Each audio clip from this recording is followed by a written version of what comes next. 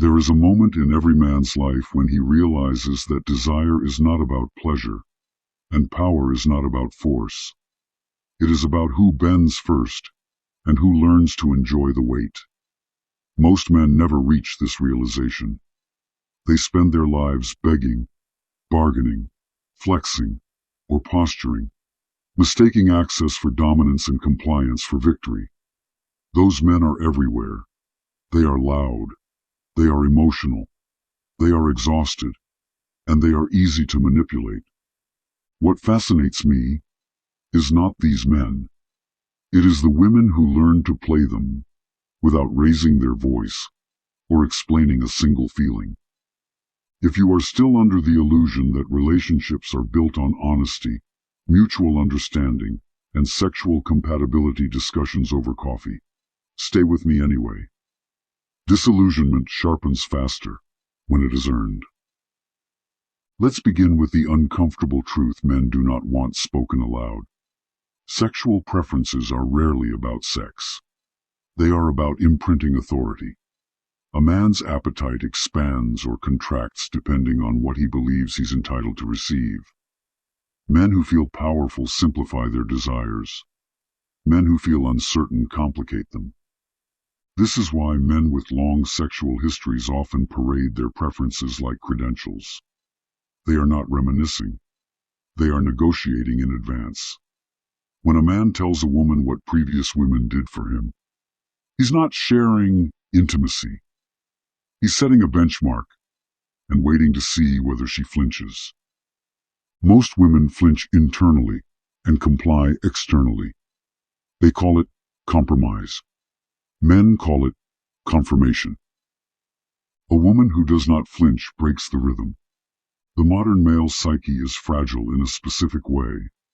It is trained to expect escalation, first attraction, then access, then indulgence, then obedience disguised as closeness. When that sequence is interrupted, men become confused. Confusion is where leverage lives. Men do not respect women who give them what they want. They respect women who make them question whether they deserve it. There is research that accidentally exposes this, though academics would never phrase it so bluntly. A 2013 study published in the Journal of Personality and Social Psychology found that people assign higher value and long-term commitment to partners whose boundaries remain stable under pressure. Translation for the real world. When you do not bend when bending would be rewarded, you gain authority. Men feel this viscerally. They may resent it, but they obey it.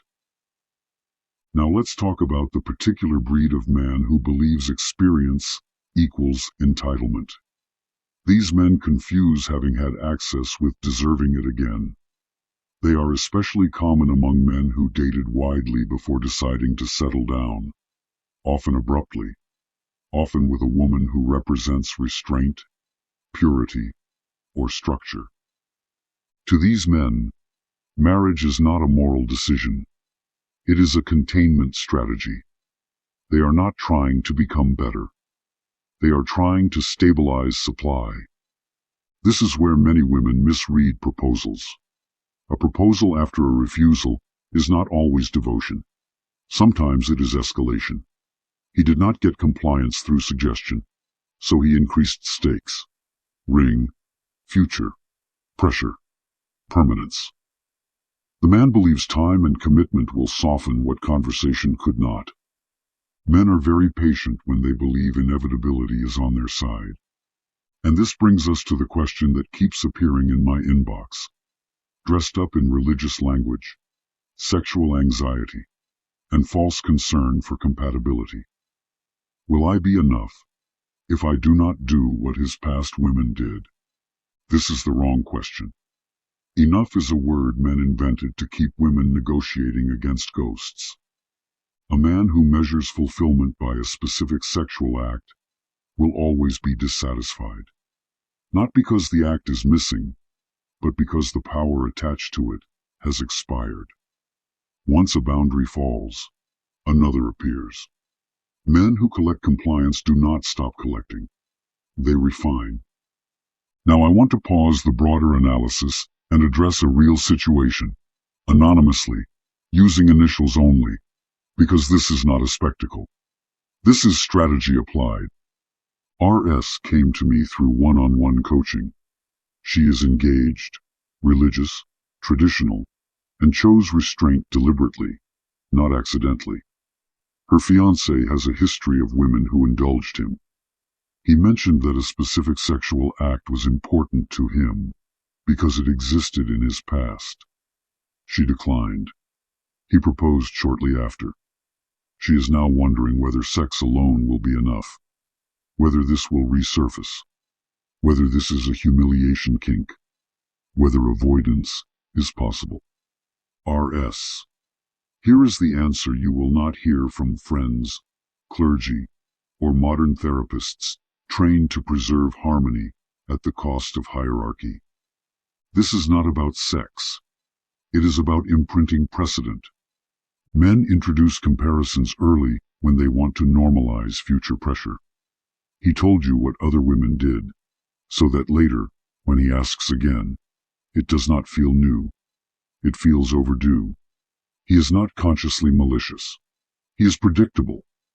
Do not argue. Do not defend. Do not theologize. Do not soften your refusal with reassurance. A soft no invites persistence. A clean no creates respect or resentment. Both are useful. Confusion is not. You do not avoid this by managing him. You avoid this by letting him confront a reality where this is never on the table. If he accepts it without returning to the topic, you have alignment. If he revisits it later, you have your answer without needing to ask a single question. As for humiliation, no. This is not about degrading you. It is about elevating himself. Men who want humiliation make it explicit. Men who want entitlement make it subtle. And understand this. If you reverse yourself later, under marital pressure, you do not buy peace. You trade authority for temporary quiet. Men do not forget who yielded and when. This is where women sabotage themselves. They think marriage changes the rules. It does not. It locks them in. Now return with me to the larger pattern. Men love to speak about compatibility as though it were neutral science. It is not.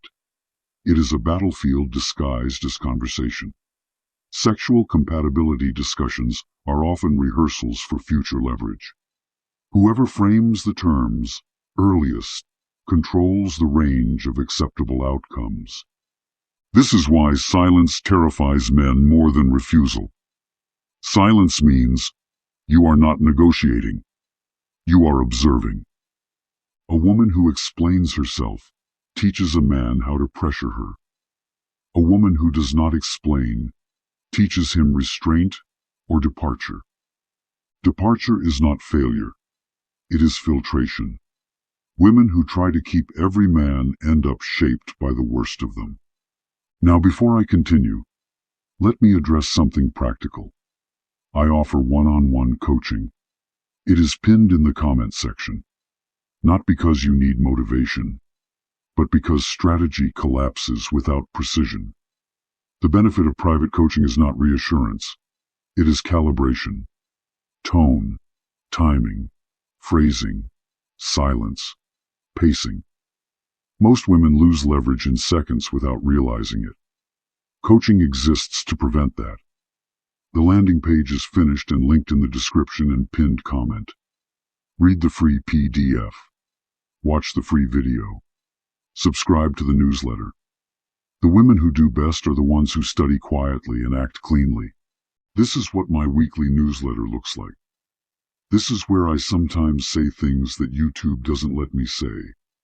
I'll be sending 3 weekly, and make sure to check under promotions or spam folder for my emails. And yes, the courses under the Feminine Game are available for pre-order. Release is May 30th. They are not about becoming cold. They are about becoming accurate. Back to the men. Men who accuse women of being rigid. are usually men who benefited from flexibility elsewhere. Rigidity threatens them because it exposes that compliance was optional all along. Men hate realizing that other men received indulgence not because they were superior, but because the woman allowed it. This is where the dark humor enters. Men will claim they want purity and then punish women who maintain it. They will praise standards publicly and test them privately. They want the symbolism without the inconvenience. A woman who holds a line calmly becomes unforgettable, not because she is sexual, because she is immovable. Most men live in a world where everything eventually yields. Bosses soften, deadlines move, women explain. The woman who does not adjust becomes a psychological obstacle. Obstacles provoke obsession. This is why women who never chase closure occupy disproportionate mental real estate. Men replay conversations looking for openings that were never offered.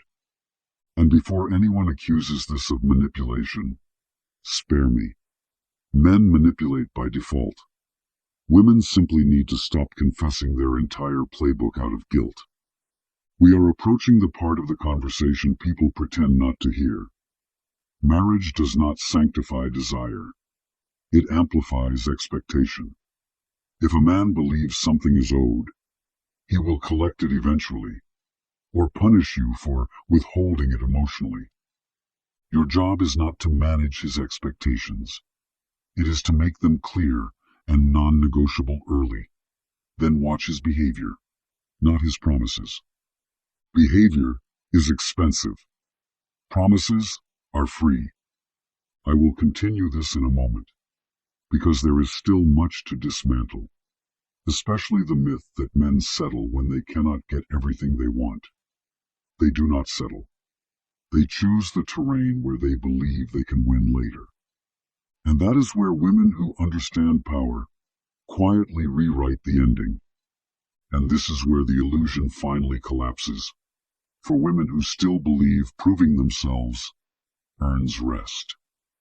Men do not stop testing because you passed. They stop testing when testing becomes dangerous. This is the part nobody likes to hear, especially the women who were raised on performance. Be kind. Be loyal. Be consistent. Be sexually open. Be emotionally available. Be low drama. Be supportive. Be patient. Be forgiving. Be understanding. Be everything. Surely at some point, the man relaxes, settles, and rewards you with stability. That point does not exist. Men test not to gather information, but to establish dominance rhythms. Testing is how men reassure themselves that they are still in control of the environment. When a man tests you, after you have already proven loyalty, attraction, and commitment, he is not confused. He is bored or insecure, often both. Boredom seeks stimulation. Insecurity seeks confirmation. You become the arena for both. This is why the most tested women are often the most valuable ones. Men do not test women they do not care about controlling. They abandon those. Testing is attention with teeth. Most women respond to testing by doubling down on virtue. They explain more. They give more. They soften more. They try to become untestable by being perfect. This is like trying to win a knife fight by being polite. Perfection invites escalation. Men test to locate your breaking point. When they find it, they map it. When they map it, they revisit it. This becomes the quiet architecture of the relationship. You think you are building intimacy. He is building a user manual. A woman who understands this stops reacting to the test itself and starts observing the motive behind it. Is he checking whether you will tolerate neglect? Is he checking whether sexual boundaries are elastic? Is he checking whether guilt works? Is he checking whether silence unsettles you? Is he checking whether you fear abandonment more than disrespect. Every test has a single purpose: to see what costs him nothing. What costs him nothing, he repeats. This is why men resent women who become suddenly firm later. Not because firmness is wrong, but because it disrupts a pattern they were enjoying.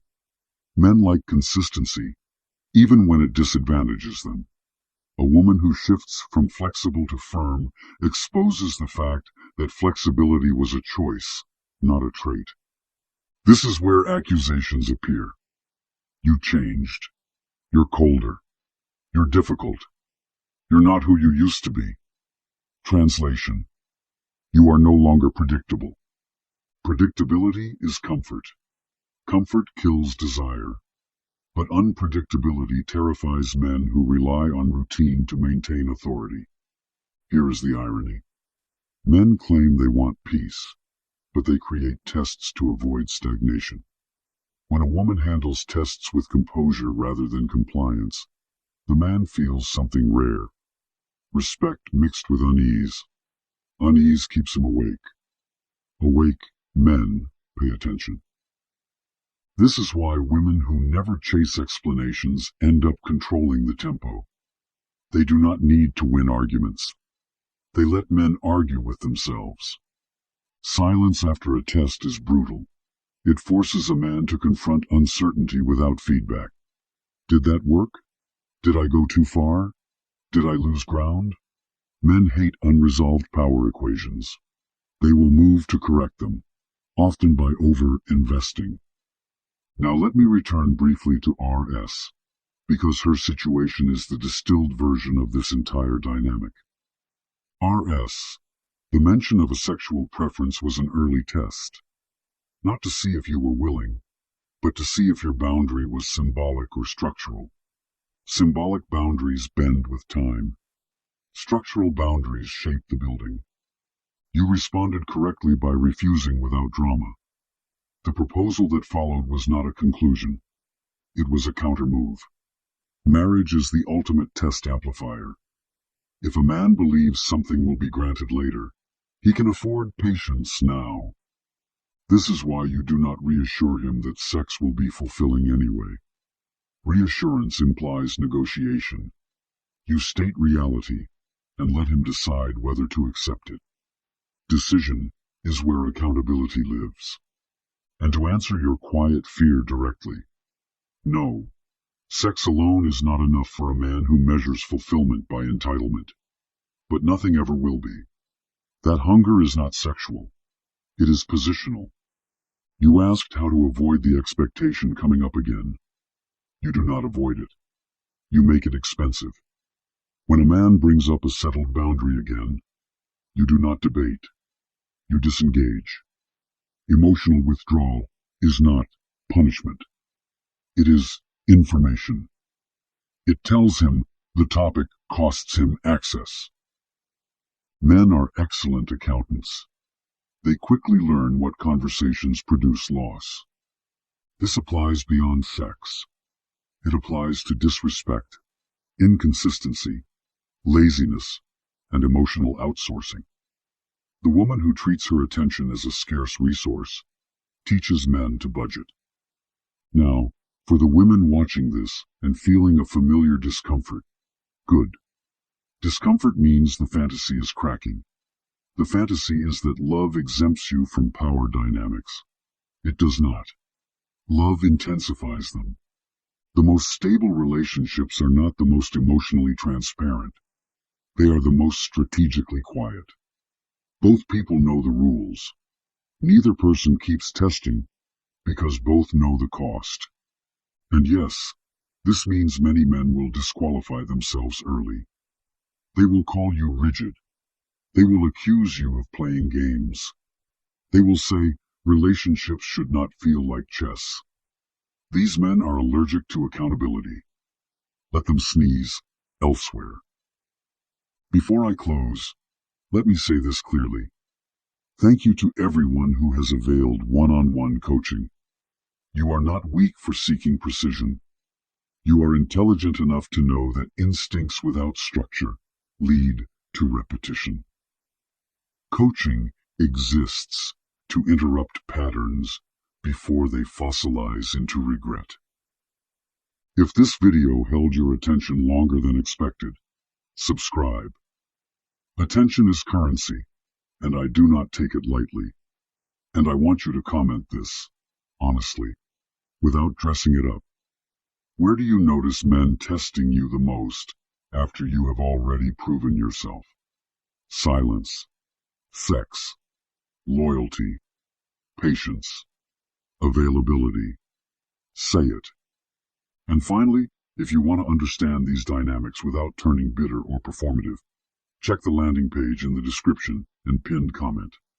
Read the free PDF. Watch the free video. Subscribe to the newsletter. And if you are ready to go deeper, pre-order The Feminine Game. The course's release May 30th. Men will keep testing as long as women keep confusing endurance with virtue. Do not confuse the two. Welcome to the dark side of your mind, an armory disguised as advice. Everything here exists to give you clarity sharper than the games being played against you. The reading is where I dissect your situation with precision. What he meant, what he didn't, what you missed. About 1,000 words, plus one follow-up question to tighten the strategy. The case file is the full autopsy, a complete psychological breakdown in writing, plus a private audio message so you hear the parts most people avoid. One follow-up to lock it in. If you want speed, there's the whisper. 400 words. Direct. Unfiltered. No extra dialogue. If you prefer tone and voice, the weight of the message itself, the transmission gives you a private audio response. No follow-up. No hand-holding. And if your situation is messy enough for multiple angles, buy 2 services, and the third is free. Strategy rewards commitment. If you want the truth delivered publicly, without exposing yourself, there's the public whisper. One question, one strategic answer, posted for others to learn from. Short, clean, no follow-up. You already know why you're here. You ask your question, and within 72 hours, you get clarity most people never develop. Emotional discipline, psychological leverage, the ability to stop repeating patterns that drain you. The dark side of your mind isn't here to soothe you. It's here to change how you move.